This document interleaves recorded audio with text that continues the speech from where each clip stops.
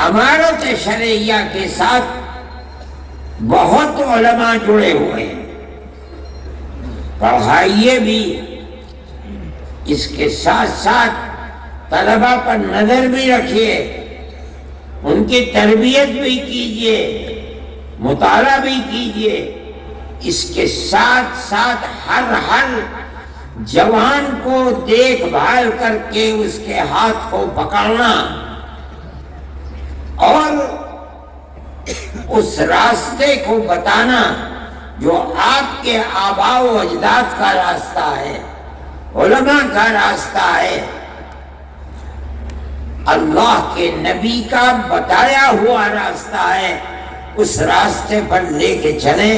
یہ بھی امارت شرعیہ کا ایک بنیادی طریقہ کار ہے، اگر آپ اس کو نہیں اپنائیں گے تو آپ کا کام مکمل نہیں ہے۔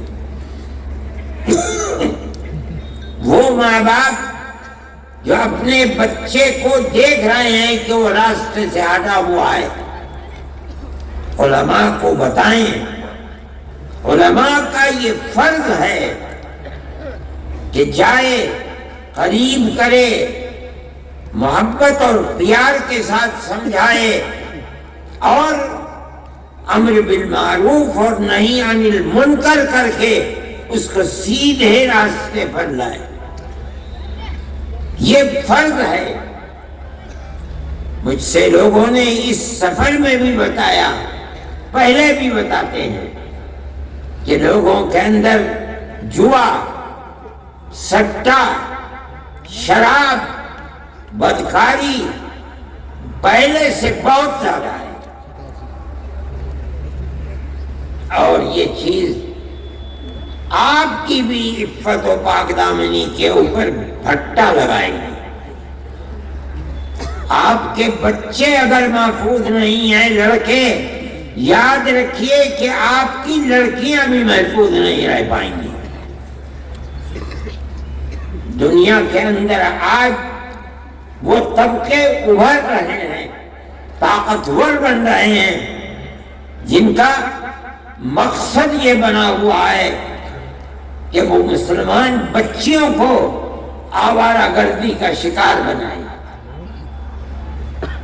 مخلوط تعلیم اور موبائل سب سے بڑا ذریعہ ہے بربادی کا۔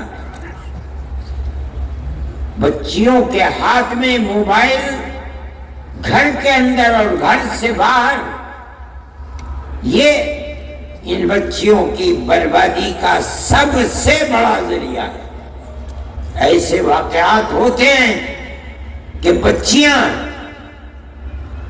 مخلوط تعلیم کے اندر نہیں ہیں، لڑکیاں لڑکیوں کے اسکول میں ہیں، لڑکے لڑکوں کے اسکول میں ہیں۔ اس کے باوجود ایک تو وہ ٹیچر جو ان لوگوں کے ہاتھ میں ہیں جو ان بچیوں کو برباد کرنا چاہتے ہیں، دوسرے موبائل، انہوں نے اس کے باوجود ان کو برباد کر دیا۔